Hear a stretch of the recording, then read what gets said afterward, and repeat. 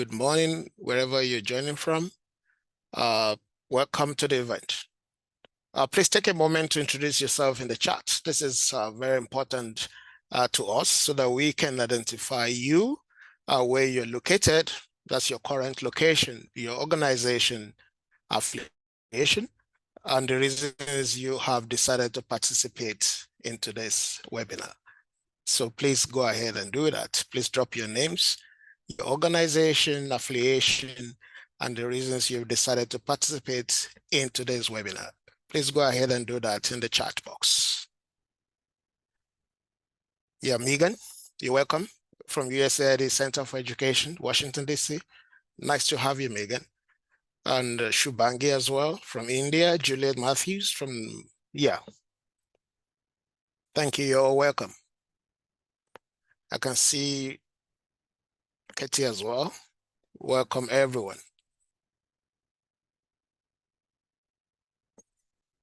Please go ahead and do that as we get set to start. So once again, I want to welcome you to the event. Today's event is hosted by the Global Reading Network and Impact Network's Early Childhood Literacy Work in Zambia. Global Reading Network webinar on Impact Network's Early Childhood Literacy Work in Zambia. My name is Wale, and I will be one of your facilitators for today's webinar. I'm also the network lead for the Leading Through Learning Global platform in Africa. I want to acknowledge the various organizations and country contexts that are represented here today by your attendance. I already see a lot of colleagues, friends in the chat box. You're all welcome. That is Fraser Bennett from C-Lead in the US and Shahid from Bangladesh. You're all welcome. As usual, we are going to be recording. We're going to be recording the event today.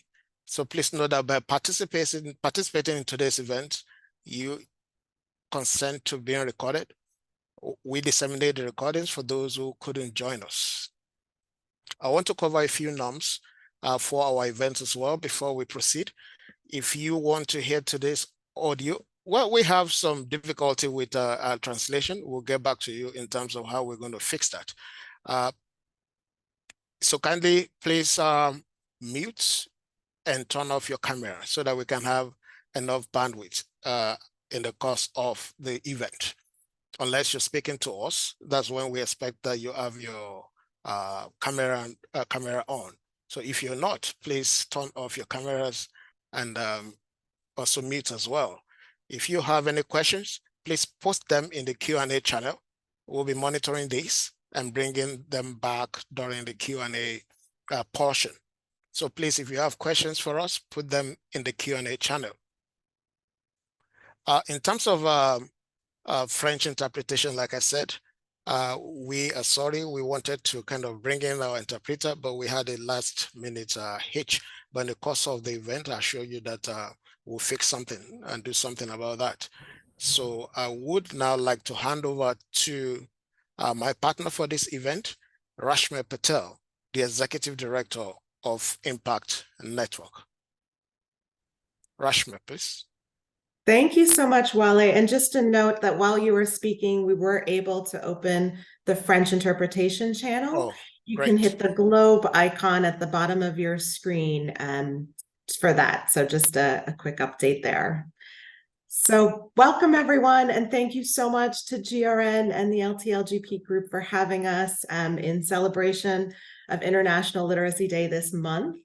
We're so happy to be here. Good morning, good afternoon, good evening, wherever you are. Impact Network is a nonprofit organization providing quality education to over 6,000 students in rural Zambia. We work in over 40 primary schools in the Eastern province, where Cinyanja is the main language of instruction. In this webinar, we want to introduce you to Read Smart Cinyanja, which is an early literacy project we piloted during COVID-19. It has promising early results and was created by an educator named Ursula Rickley and adapted for use in Zambia. It was supported in part by Kumundo, who's here today, I see, as well as Isabel Hurst and Annabelle Hardy, our staff members that helped lead this effort. So today we're going to talk a little bit about the challenges of local language literacy in the context where we work. And by the end of this webinar, we hope you can walk away with a basic understanding of Read Smart Cinyanja and how to implement this type of approach in different settings.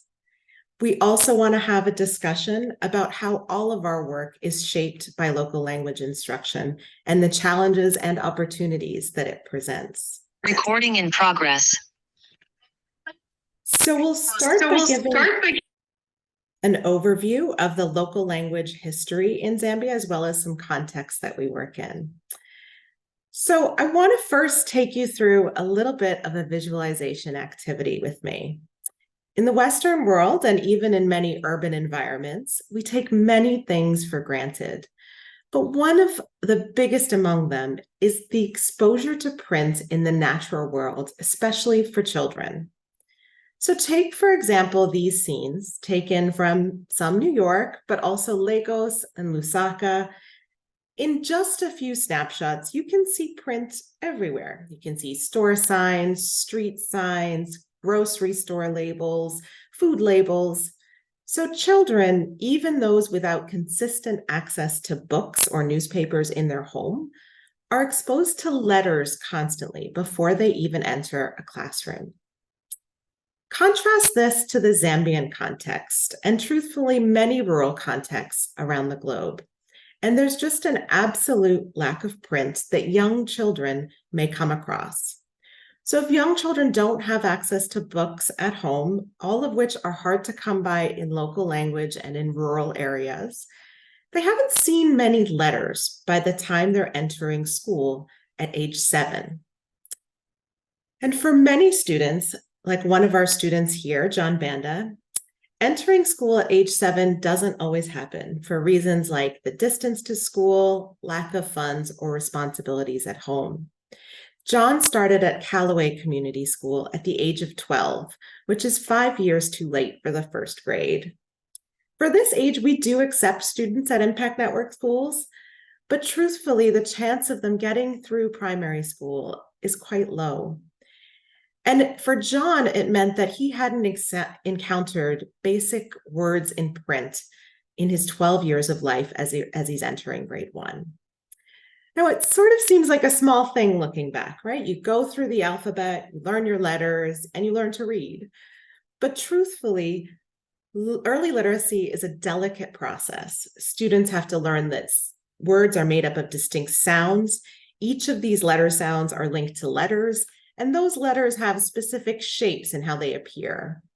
And too often, all 3 of those things are taught together using rote memorization. The status quo in particular lacks a systemic approach to teaching literacy in local languages, and students often have to rely on memorization. And systematic reading approaches exist all over in Western languages, but there's nothing similar for local languages in Zambia where we work. So now I want you to think about your own context a little bit. Is exposure to print a challenge where you work or where you live or with the populations that you work with? So you should see, a poll coming up. Yeah. Feel free to start responding. Yeah, numbers changing rapidly here. Really exciting.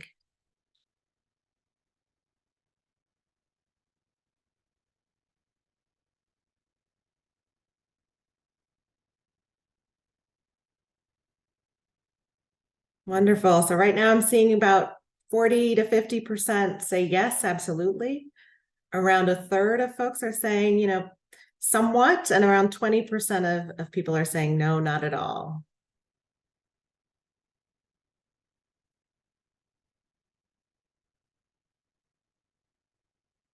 Really great. Yeah, this just helps us set set an idea of how many folks might be grappling with this in different contexts than where we work.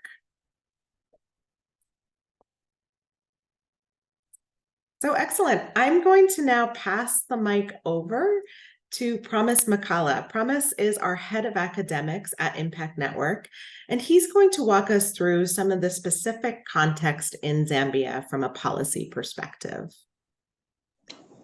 Thank you so much, Leshma. One thing, you may need to close your poll to see the PowerPoint. Okay. So Zambia has a long list of commitments to local language instruction dating back to pre-independence days. After Zambia got independence in 1964, English was formally recognized as the language of instruction, but 7 Zambian languages were taught as subject areas in primary grades.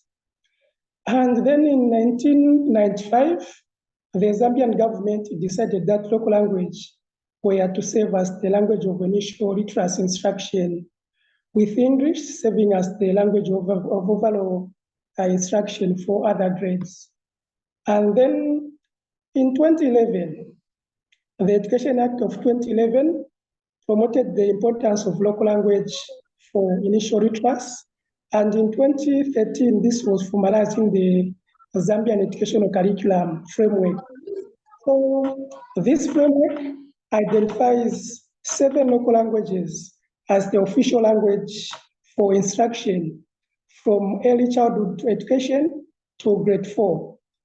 And English was introduced as a subject for lower primary and language for instruction for grade 5 and beyond.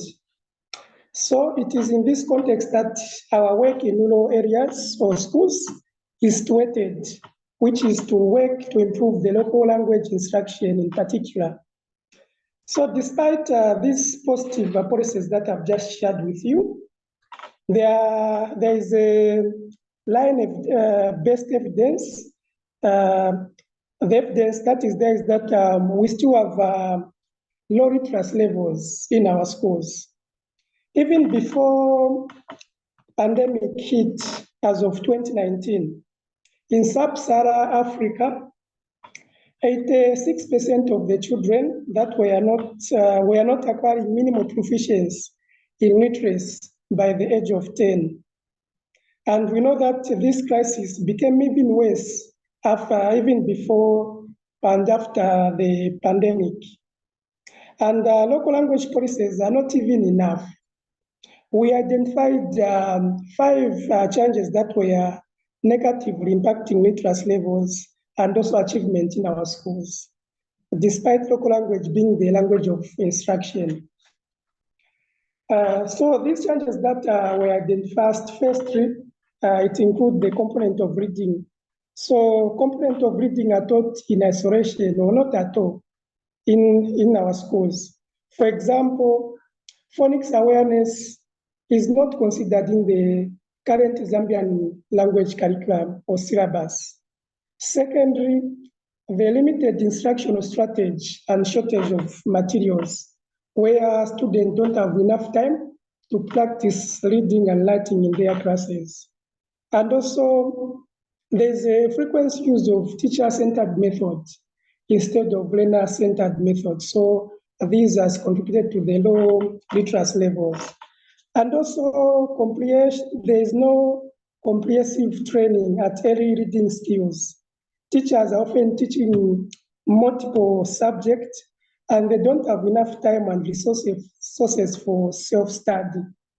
And also, there is lack of local language textbook, especially for beginner readers who need like very simple text for them to progress.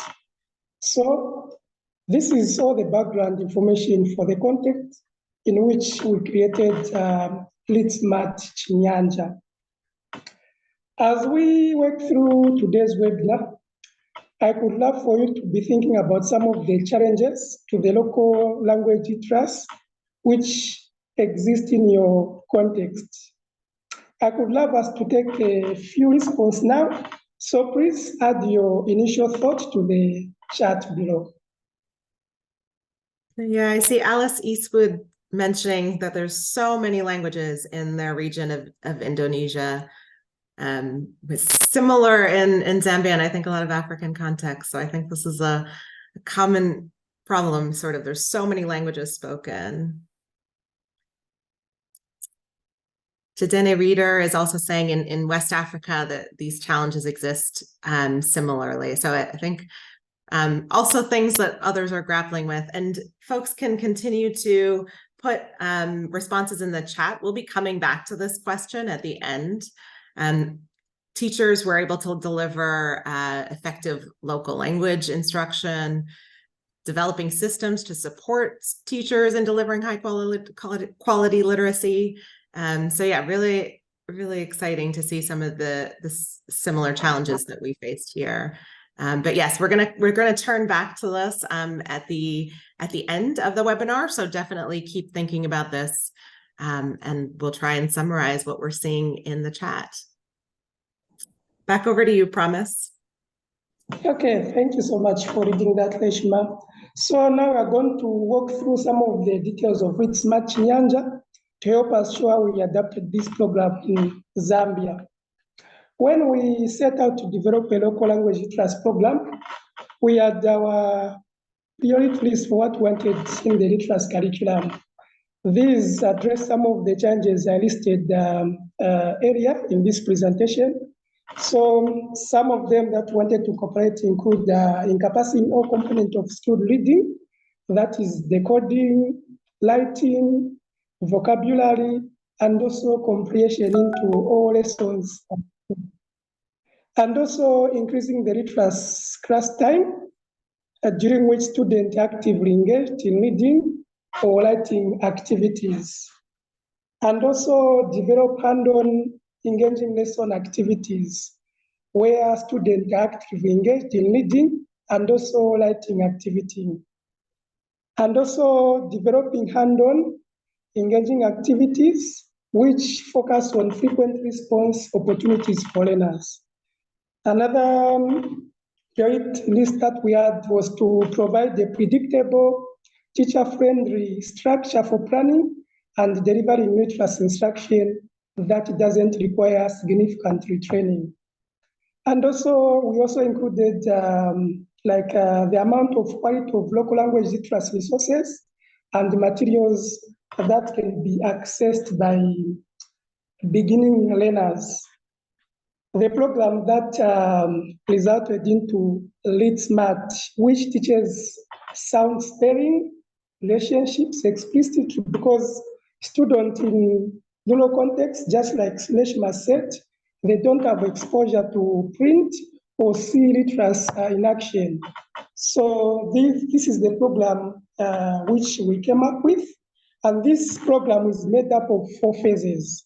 Each roughly takes 10 to 20 weeks long. At this point, I will introduce my colleague, John Lungu, who is our curriculum coordinator charged with leading our Read Smart work. Mr. John.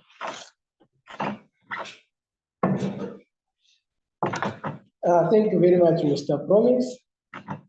So Read Smart is actually categorized into 4 phases. So the first phase is possibly the most unique, and it takes the first 10 weeks of grade 1 in term 1. So students use mouth picture charts showing the shape of their mouths and faces as they make certain sounds. So in this context, they use these charts to sound out words when reading and use their mouth charts in pairs to form their own words when made asked to write a word. So the first phase is interesting. As you can see, there are no letters introduced yet. So the reasoning behind this is that the focus is really on the sounds that words make and the formation of mouths as you make those sounds. So now we are going to have everyone try this together. Let's try to imitate the shape of these mouth charts and sound out the words. Remember, this is Cinyanja, so it will be fun. So let's unmute ourselves so that maybe we can try sound out the words together.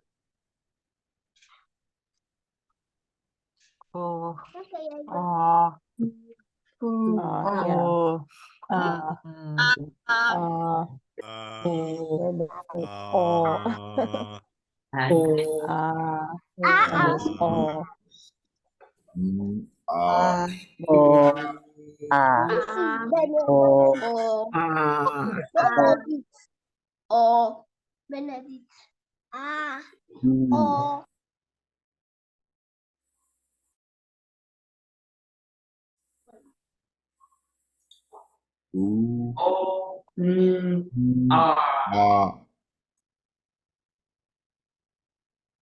Ufa.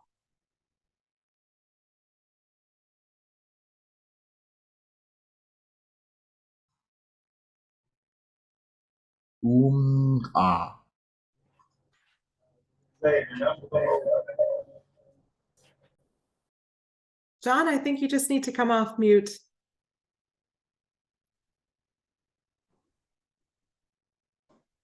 Okay, so the word was ufa, which means medium in English, and it's actually common in Zambia. We actually use it when cooking shima as our staple food.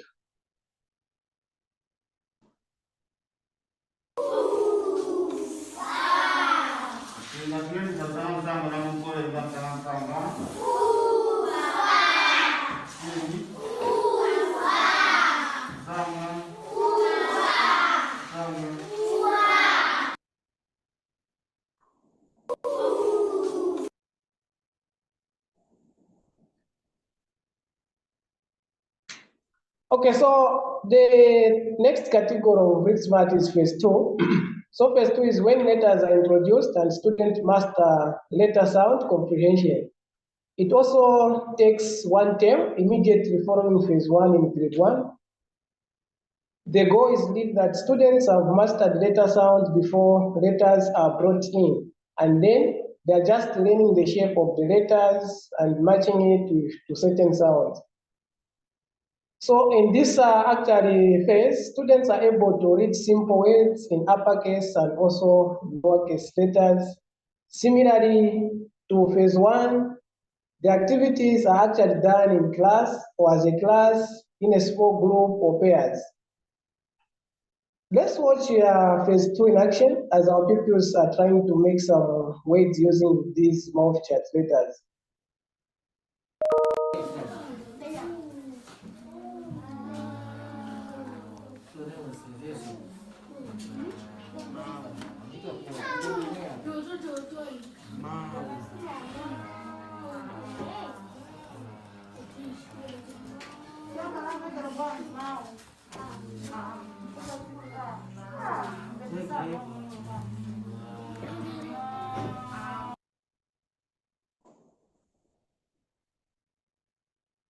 Okay, so that was phase 2. And then phase 3 and 4 are definitely more typical in classroom settings, and students master the coding and also blending of the sounds. In phase 3, students practice lower and uppercase letters and get more comfortable reading words and some simple sentences. So this phase covers 2 terms, and it covers the end of grade 1 and the beginning of grade 2.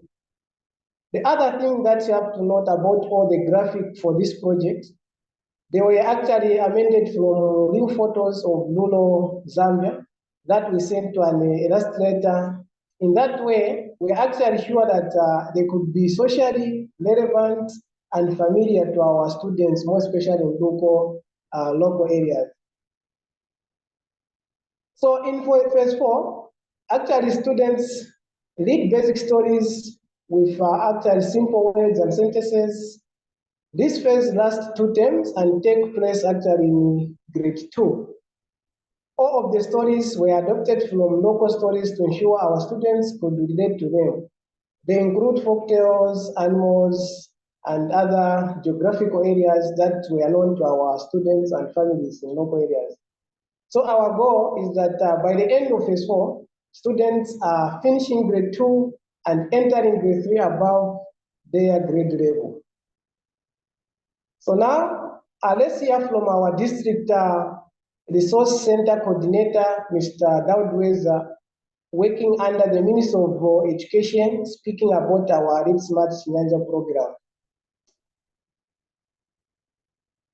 My name is Weza Daudi, that's my name. I'm working under the Ministry of Education. I work under Teacher Education Department at the DEPS office in Katet. Okay, so talking about Impact Network schools, Impact Network, by the way, is one of the cooperating partners that we are working with in Katete. They're actually trying to strengthen the acquisition of skills in our learners. And so what I've liked most with Impact Network is the way in their programming issues in terms of how their teachers are drilled and how they teach our learners. They are consistent, and also they are very particular in terms of what they should impart in our learners. Yes, so the Read Smart program is actually very good because the way it is structured and how learners learn through that program is very interesting, because there is one-on-one arrangement with the learners. It is quite well spread, whereby if we talk of learner participation with the Read Smart, it is 100%. All learners are covered in that program, and they learn quite fast. With Read Smart, they are more particular with phonics, imparting of phonics in the learners, where they only target the issue to do with the sounding out the letters and also blending them to form words, which is just a component in the POP. So the difference is with the Read Smart, like I earlier said already, it targets almost every learner. And Impact Network, they have got the flashcards which they use, which each learner is given and is drilled to sound the letters, and also repeated the blending of those sounds to make syllables. And so each child has got an opportunity to excel and to break through, because they have all the resources that they need under Read Smart.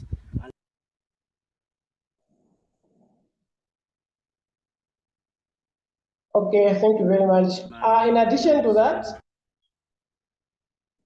Leshma is going to review the data and findings from Read Smart across all the students and schools who participated. Yeah, thank you so much, John.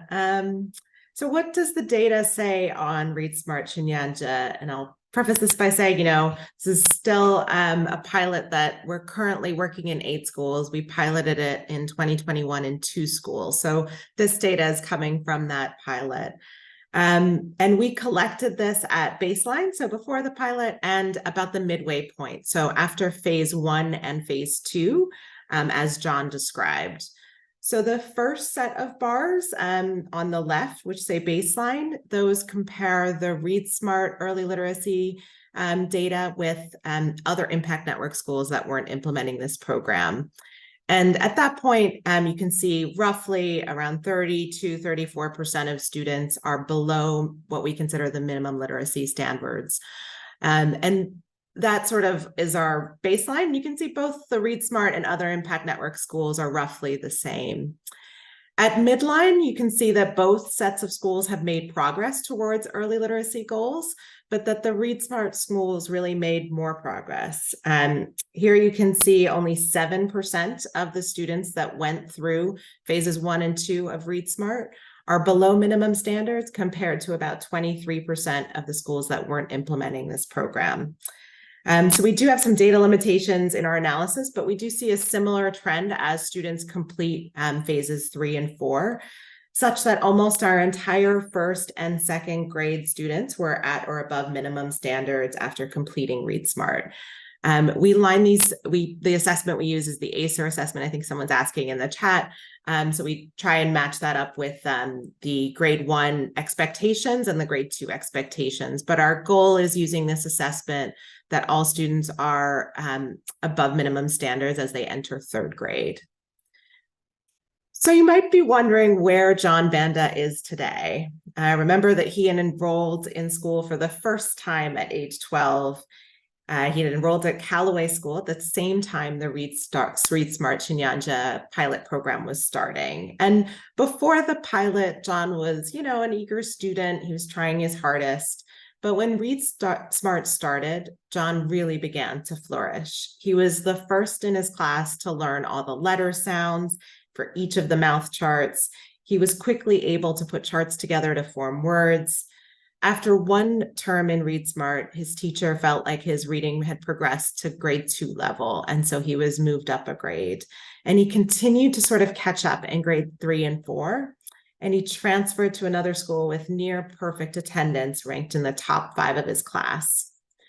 We need to ensure that students like John can thrive in all schools, and we feel that the Read Smart program is a key solution that sets students up on the right path for literacy in their schooling.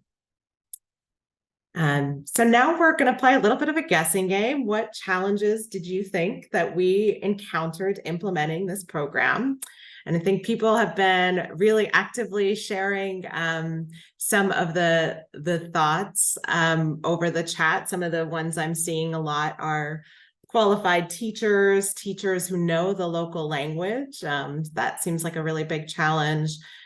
Some folks have mentioned that parents might want the majority language, so they might want English or French instead of the local language. Indigenous languages that are not widely spoken or recognized. I see the cost of components and training, as well as books and reading materials. And a few comments on the systems to support some of the learners. Yeah, really, really exciting. So those are definitely some of the challenges we faced. There's many, so we're not going to have time to discuss all of them today, but we're going to focus on the ones on this next slide. So first, practitioners and researchers really need to critically examine how to apply research from the science of reading when you're working in local languages. So for example, we were able to incorporate phonological awareness into our early literacy program and get really good results. But it's challenging sometimes. So, based on the research, one of the key components in phonological awareness is rhyming. And rhyming is not common in Cinyanja. So it was something that sort of felt irrelevant given the language we were working in. A quality, scope, and sequence are key, but they're not always available. So Zambia, for example, as Promise mentioned, has a national curriculum for local language that does attempt to integrate phonics. One of the challenges is that the sequence and pacing of the program is just much too accelerated. So most learners would be falling behind in the first grade. We followed the evidence base that showed that early reading programs are successful when they progress in such a manner that most lessons are about 80 to 90% review and 10 to 20% of new material. Third, language is evolving and aspects of local language may not be codified or may be shifting as you work. This was one of the things in the chat for sure. Cinyanja is widely spoken in Central and Eastern Zambia, but the word choice, the spelling, the syntax, they all vary by region to region. We erred on the side of caution in terms of tried to go with what was most common for our students. Sometimes crowdsourcing questions to our WhatsApp chats with our own staff. And this last point came up in the chat as well. Access to text and relevant materials is slim. We ended up making our own. So I'll just talk a little bit about that. I think John mentioned that the illustrations came from photos that we had of our context, our Zambian landscapes. But we also, during COVID-19, had teachers write local stories and folk tales, and we helped our staff create their own stories and added illustrations based on those photos of rural Zambia. We couldn't publish it really easily, so we ended up just, creating a PDF and using a local printer to print copies for ourselves. So was it was a big effort, but for our pilot program, that's what we opted to do because we couldn't find like the appropriate level of text in Cinyanja for every component of our work. Great. So I'm going to hand it back over to Wale. Thank you, Reshma. So in the interest of time, we have about 7 questions or thereabouts. So, but I don't think we can attend to everything. But the first question, there are some interesting questions there. And I will pose the first one to Reshma. And this question is from, let me see, it kind of, yeah, this is from Ciara. And the question says, what is the scale of this pilot? That is the percentage of coverage. Any emerging evidence on skills applied to transfer L1 to later language of instruction? Perhaps too early, if not enough learners have transitioned. Any costing scenarios carried out for bringing to scale? Maybe I need to break it down. So the first part says, what is the scale of the pilot? That is the percentage of coverage. And then the second part says, are there emerging evidence on skills applied to transfer L1 to later language of instruction? And I think the last component says, are there any costing scenarios carried out for bringing to scale? So I think I'll post that to Reshma. Sure. So our initial pilot was during 2021 and was just 2 schools. And then we did scale that program up to 8 schools during 2022. So right now it's operating in about 8 schools. We're currently working on scaling that up to about 40 schools starting in 2025. As well as sort of looking at implementing it in non-impact network schools. So in terms of how these programs have worked, we work really in the schools with coaching programs and additional supports for the schools. So we're trying to work with the ministry in implementing in some government schools next year. Really good question about the transfer to from L1. So it's not late enough. Yeah, it's a really good question and obviously too early enough for us given the timing, but it's something we're really interested in. In Zambia, that transition happens from 4th to 5th grade. So we are looking at some additional sort of scaffolding to help support students as they transition to English. And costing scenarios, very good. Yeah, we cannot do it ourselves at this little printing press that we did for this 8 schools. So we're currently looking into different publishing companies or large-scale printers that can help. I think there's another question that I'll just try and tackle now as well, looking at sort of interactive software and supporting this initiative. We adapted this program with someone named Ursula Rickley, who's used this program in other contexts. And one of the things that some of the literature says is having tactile materials in front of students can be really helpful. So we do think that you do need some sort of raw materials in front of students so that they can sort of use the mouth charts, read, spell, and manipulate them on their own. But we are sort of interested in exploring some of the e-learning components that might be available, especially around teacher training around this. So we, I didn't talk too much about the impact network programs outside of this, but we do use e-learning programs in our schools using a blended learning curriculum. And so some of whatever our early tasks in looking at scaling is to potentially try and provide teacher training that is done online, because that piece of it doesn't necessarily need the tactile materials as students do when they're early learning. Thank you, Reshma. So we always conversant about timing. I think we can do with one more question before we move on to the other segment. And this other question is more curious about, it says, are there any letters, sounds? Maybe I'll post this to Promise or John.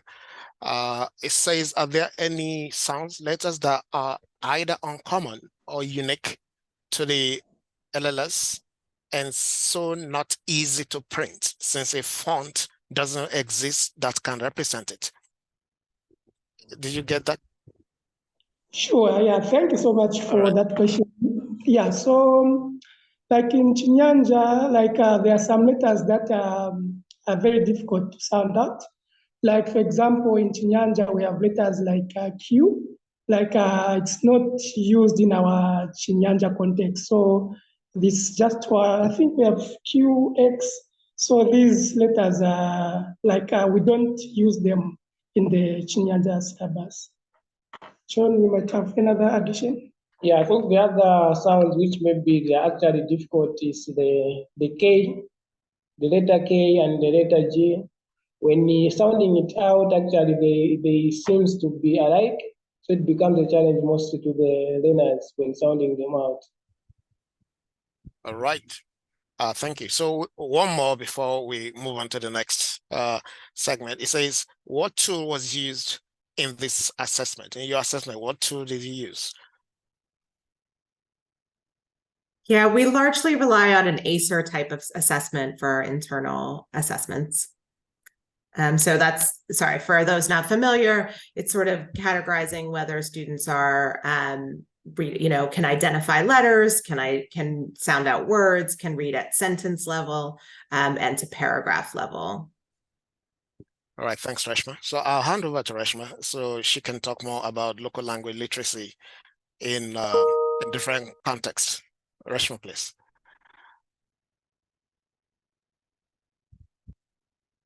Sure. I think the next thing we're going to do is just spend a little time discussing local language literacy in your contexts.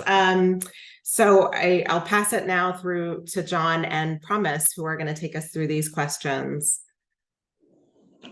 Okay, thank you very much. So earlier on, we asked you about the challenges of local literacy in your context. So what strategies have you used or seen to address these challenges?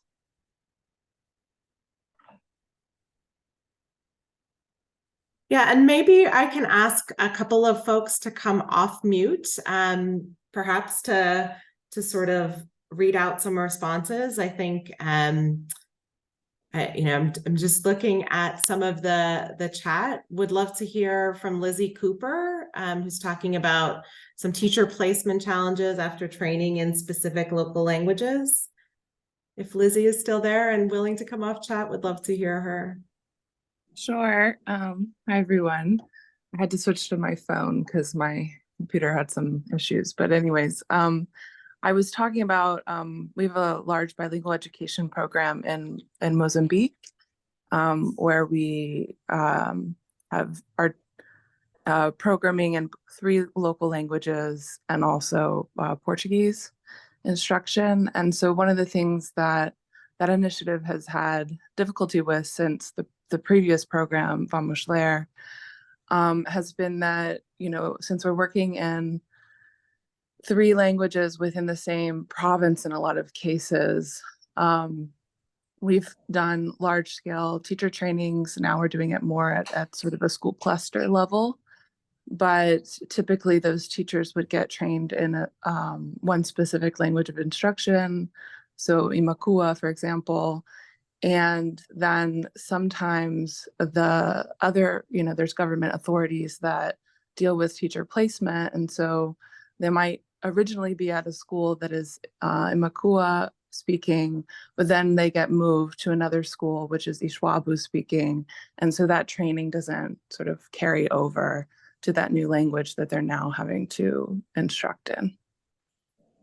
Yeah, definitely. Thanks for doing that on the fly there.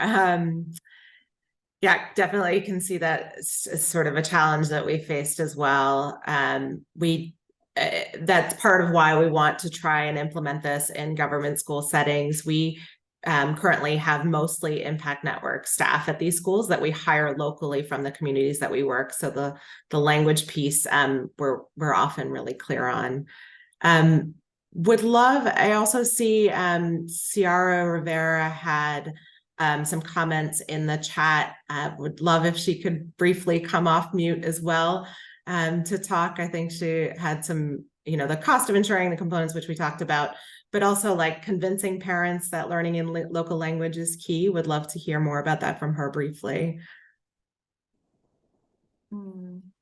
Sure, I can come off mute. I think my comments have come just from an amalgamation of different contexts that I've worked in, and then looking at it from the perspective of the role that I'm in now, that's looking at more systems level.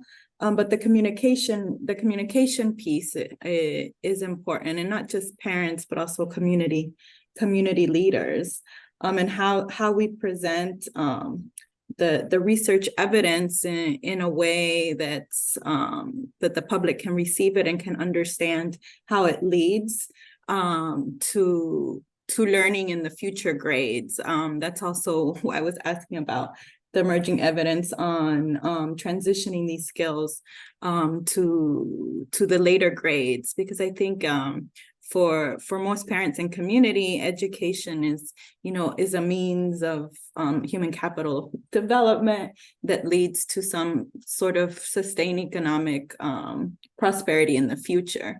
So how are we linking in the language that we're using to promote these types of approaches that we understand as educators, or from a pedagogical perspective, how are we linking that language to how this translates to future learning and completion on time that then could lead to future job prospects and future economic prospects for the family. Over on my end. Thank you for that. Yeah, really helpful to hear some of the broader reasons for that and understanding parents' perspectives. Wale, do we have time for one more, or would you like us to move on to the next question? I think we can move on to the next question. Okay.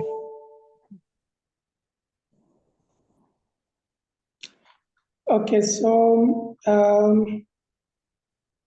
the next question reads out: how do you measure the effectiveness of these strategies? How do you measure the effectiveness of the strategies? Yeah, I talked a little bit about the assessment that we use. One of the things that can be challenging in many contexts is, for Zambia, the first standardized assessment that's administered by the government is until the 7th grade. So grade 7 is sort of the first time often parents have a real understanding of how their student is doing compared to the country and the province and the district. There's various interim assessments that each school does, but in terms of standardized ones, it can be really hard to measure. We're currently trying to do an RCT, or a randomized control trial evaluation of Read Smart, as we think about partnering with the ministry in order to sort of measure the effectiveness as we scale up, but would love to hear from others. I think there's a couple of folks in the chat asking a lot of questions on this, and sort of looking at some of the different assessments. I don't know if anyone wants to come off mute to talk about different ways that they have used to assess different literacy strategies. I think I can't tell the name. I think it's SM Moinel Islam, the CLA, Citizen-Led Assessment.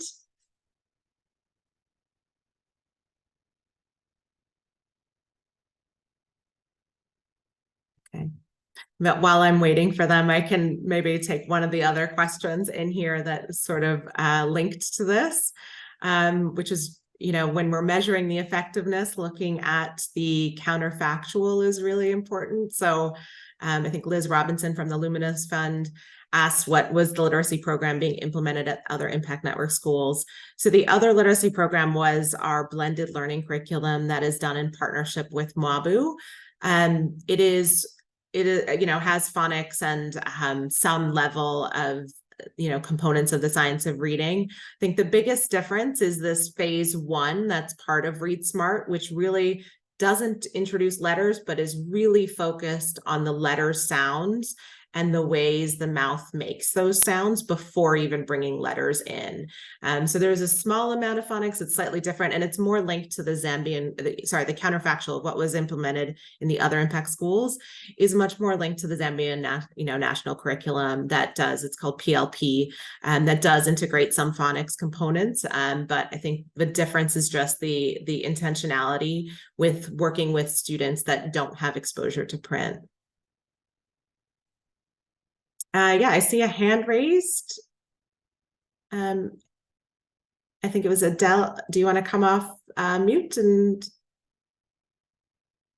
Yeah, thank you. I just want to add then I am from Honduras. In our context here, we have a lot of issues with print material around the country, especially in rural areas. So those who need it the most, in mostly cases, do not have access to high quality materials that provides them tools to increase their opportunities in unlocking literacy and as well further in reading and reading comprehensions. As well, we have even adult who drop off in 6th grade in a high percent around the country. So we're working here developing opportunities with mostly with software because I didn't have the money to print as well, but we are creating opportunities through software with computers and tablet and even phones where students can through games learn their literacy. And around that, we have created a reading comprehension competition where a student a student and teachers can be part in the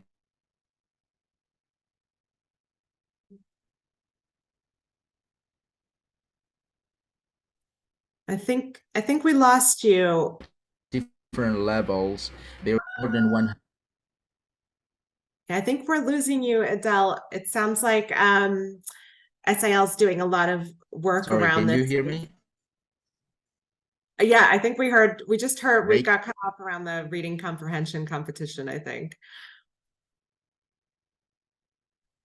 Yeah, just to finalize the idea, and we provide prize to the teachers and to the student to increase their motivation, and it gives us a lot of power in terms of motivation to want to be part of the project and learn how to unlock the literacy.